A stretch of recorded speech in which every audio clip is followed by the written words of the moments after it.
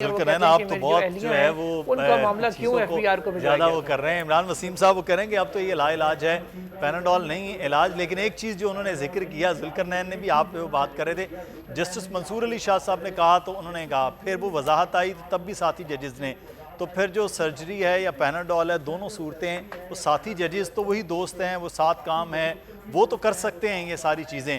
चलें सितंबर तक जब तक उनकी मुद्दत मुलाजमत है और तब तक तो ये चीज़ें किसी न किसी तरह से तो इलाज करने वाले भी तो साथ ही हैं, जो उन्होंने आज यहाँ तक किया इससे आगे भी ले जा सकते हैं। देखें अपना मुदस्सिर, मैं अपने कुलीग के साथ थोड़ा सा इख्तलाफ कह लें या उनकी बात के साथ पार्शली एग्री करूंगा। ये बात तो जुल्करनैन की बिल्कुल दुरुस्त है कि जो इख्तलाफात हैं वो वाकई इस नहज पे जा चुके हैं कि जहां हम कह सकते हैं कि कैंसर है और कैंसर का इलाज जो है वो आप पैनाडोल से कर नहीं सकते। लेकिन इसमें अगर ये कहा जाए कि तमाम जिम्मेदारी जस्टिस काजी फाइसा पे आती है कि वो इन तमाम मामलात को बेहतर करें, तो ऐसा नहीं है। तमाम जिम्मेदारी जस्टिस काजी फाइसा पे नहीं आएगी, जो इदारे के सरबराह हैं उनके कंधों के ऊपर भारी जिम्मेदारी है। प्राइमरी जो एक्शन लेना है, जो पहला स्टेप लेना है, वो उन्होंने खुद लेना है। अब जज साहबान में इख्तलाफात किस बात के ऊपर है, ये बात असल तो है ना कि इख्तलाफात शुरू कहाँ से होते हैं। एक तो जो खुद अपने जुल्करनैन ने जिक्र किया कि वो एक जो रेफरेंस आया था जस्टिस काजी फाइसा के खिलाफ और उसमें फिर वो मामला के भेजा गया एफबीआर को और फिर जस्टिस काजी फाइसा की अहलिया को चक्कर लगवाया गया एफबीआर के ऑफिस के। एक तो वो मामला, लेकिन मेरे ख्याल से वो भी सेटल हो जाएगा। असल जो ज्यादा इख्तलाफात हमने देखे हैं वो ये हैं कि आर्टिकल 184(3) का जो अख्तियार है, अब आप देखें ना कि ये आर्टिकल 184(3) के अख्तियार को रेगुलेट कैसे करना है, इस पे हुकूमत ने भी कानून साजी कर दी है। हुकूमत ने किस बात का फायदा उठाया है? हुकूमत ने जजेस के इख्तलाफात का फायदा उठाया है। अगर जजेस के माबैन ये इख्तलाफात ना होता, इत्तफाक होता, इत्तेहाद होता, यूनिटी होती, तो हुकूमत को ये कानून साजी करने की जरूरत ना पड़ती। अब आप देखें कई साल गुजर चुके हैं, गालिबन 2-2.5 साल हो चुके हैं, अभी तक सुप्रीम कोर्ट में फुल कोर्ट इजलास नहीं हुआ और सुप्रीम कोर्ट के जज साहबान की ओपिनियंस मौजूद हैं, फैसले मौजूद हैं, अपने अपने नोट मौजूद हैं कि आप आर्टिकल 184(3) के अख्तियार को रेगुलेट करें, इस हवाले से फुल कोर्ट मीटिंग बुलाएं, उसमें तमाम चीज़ें तय कर लें। तो ये अगर मामला सुप्रीम कोर्ट इंतजामी साइड के ऊपर तमाम जज साहबान की फुल कोर्ट मीटिंग बुला के इसको अगर सेटल डाउन कर ले, तो चीफ साहब के पास तो वहां पे मेजोरिटी भी मौजूद है, तो मेरे ख्याल से इतना मसला नहीं होगा, तो आपको कदम उठाना होगा। दूसरा जो इख्तलाफ है वो इस बात के ऊपर है कि सुप्रीम जो जुडिशल कमीशन है जिसमें जजेस की तैनातियां होती हैं सुप्रीम कोर्ट ऑफ पाकिस्तान में, उसमें क्या सीनियरिटी का असूल अपनाया जाए या फिर मेरिट का होना चाहिए। इस पे दूसरे धड़े के जजेस का एक अपना असूल, अपना एक प्रिंसिपल स्टांस है, तो उसको भी बैठ के जो जुडिशल कमीशन के जजेस रुकन हैं सुप्रीम कोर्ट के, वो बैठ के तय कर सकते हैं कि कितना मेरिट होगा, कितना सीनियरिटी होगी, ये मामला भी हल हो सकता है। और तीसरा जो पॉइंट है, जो जस्टिस काजी फाइसा का रेफरेंस का मामला था, उस पर आप देखें कि वो रेफरेंस तो खत्म हो गया था, कलअदम करार दे दिया था 7-3 के फैसले के बाद 6-4 का फैसला है जस्टिस काजी फाइसा के हक में, तो हुकूमत ने उस पर एक क्यूरेटिव रिव्यू दायर किया था। वो जो क्यूरेटिव रिव्यू है उसके वापस लेने की हुकूमत ने दरखास्त दायर की थी और उसके ऊपर आर्गूमेंट हुए थे चीफ जस्टिस बंदयाल साहब के चैम्बर में। वो फैसला 1 माह से ज्यादा हो चुका महफूज है, तो अच्छा जेस्चर देने के लिए इख्तलाफात खत्म कर रहे हैं, क्योंकि अब उसमें कोई जान नहीं है। जिसने रिव्यू दायर किया है वो रिव्यू अगर वापस लेना चाहता है तो आप 3 सत्रों का 2 सत्रों का फैसला लेके वो रिव्यू वापस दे दें, तो इससे जस्टिस काजी फाइसा साहब को जस्टिस जाएगा कि जज साहब जो है, बंदयाल साहब जो हैं, चीज़ों को अब बेहतर करना चाहते हैं, बेहतरी की जानिब गामजन होना चाहते हैं। लेकिन ये तमाम चीज़ें अगर सबसे जो हाईएस्ट पोस्ट है, जो ओहदा है, वहां से आएंगी, तो मेरे ख्याल से फिर चीजें बेहतरी की तरफ जा सकती हैं, लेकिन बज़ाहिर ऐसा नजर नहीं आ रहा। यूं है कि अब कहते हैं जी चीफ जस्टिस ऑफ पाकिस्तान को कोशिश करनी चाहिए। चीफ जस्टिस ऑफ पाकिस्तान ने सबसे पहले तो अपने कुछ अर्से पहले घर में डिनर दिया तमाम जजेस को। उसका मकसद भी यही था कि इख्तलाफात जो है ना उनको कम किया जाए, ख़त्म किया जाए, जो कोई मामला उसको बैठ के तय किया जाए। लेकिन काजी फाइसा साहब उस डिनर में शरीक नहीं हुए, बाकी तमाम जजेस आ गए थे। अब फिर और वो क्या करें, वो इख्तलाफात खत्म करने के लिए 2 रिटायर्ड जजेस, जब तक आपने फैसला महफूज रखा हुआ है, वो आपके घर डिनर के लिए क्यों आए? 2 रिटायर्ड जजेस सुना दें, फिर डिनर पे बुला लें। 2 रिटायर्ड जजेस जिनमें एक साबिक चीफ जस्टिस शामिल हैं और एक सीनियर जज थे, जिनके इन दोनों के साथ बड़े अच्छे ताल्लुकात थे, वो दोनों बीच में आए। एक बार एक डिनर के ऊपर, एक जज साहब की रिटायरमेंट पर डिनर हुआ था जजेस कॉलोनी में, उसमें उन दोनों ने बिठाया, दोनों को बातचीत करवाई। उसके बाद जस्टिस फाइज ईसा और चीफ जस्टिस एक बेंच में हमें नजर आए 1 हफ्ते के लिए, लेकिन उसके बाद भी वो मामला आगे ज़्यादा चल नहीं सका।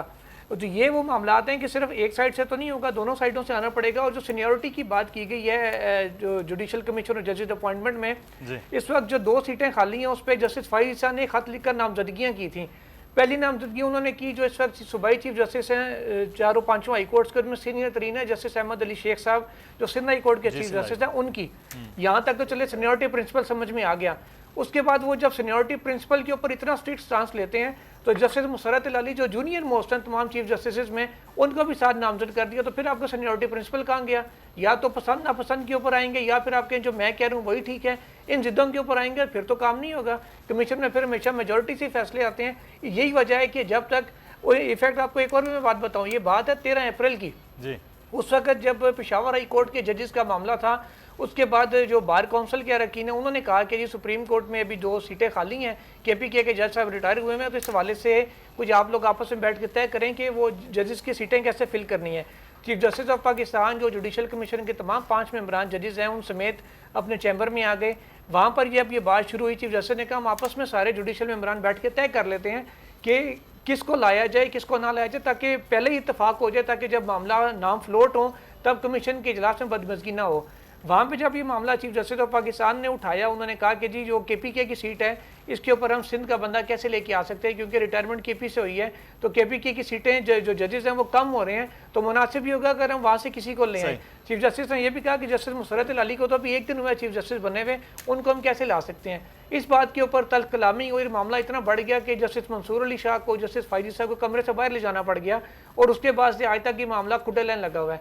जब एक बंदा कह लें कि वो इस हद तक जा रहे हैं कि एक दूसरे को देखने को बर्दाश्त नहीं होंगे, तो फिर ये इख्तलाफात ऐसे वन साइडेड खत्म नहीं होंगे। एक बंदा जितना मर्जी खाने पे दावतों में बुलाता रहे, या दूसरे ने तय कर लिया कि मैंने आना ही नहीं है, मतलब है कि मामला जो है वो इतने सादा और आसान जो है वो नहीं है। मैं क्विकली, अगर इमरान साहब आप रिस्पॉन्ड करना चाहेंगे, फिर उसके बाद मैं आगे बढ़ना है मुझे।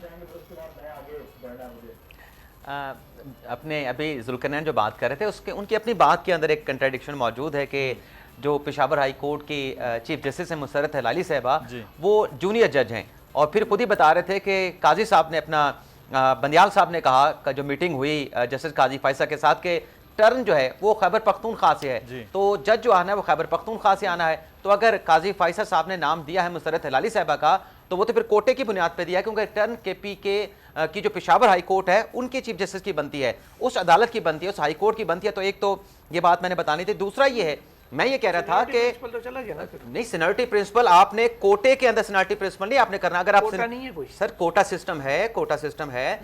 इस बार बारी आनी है सिंध हाई कोर्ट की और खैबर पेशावर हाई कोर्ट की, उसके बाद जो है बारी जो है वो आएगी अपना लाहौर हाई कोर्ट की और बलोचिस्तान से। बलोचिस्तान की अभी बारी आने नहीं वाली, क्योंकि पहले 2 का कोटा पूरा है, काजी साहब है और जमाल खान मंदूखेल साहब हैं।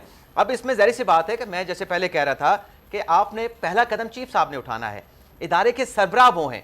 अब ये जो बात की ना कि वो डिनर पे बुलाया था और काजी साहब नहीं गए थे, उसमें देखे ना कि अगर आपका एक फैसला किसी जज साहब के पास महफूज हो, तो क्या मॉरली आपका बनता है कि जिसने आपकी किस्मत का फैसला महफूज कर रखा है वो आपको डिनर पे बुलाए और आप चले जाएं, आप खुद भी जज हों वो भी जज हों। तो मेरे ख्याल से उन्होंने ठीक फैसला किया था, मुनासिब फैसला किया था।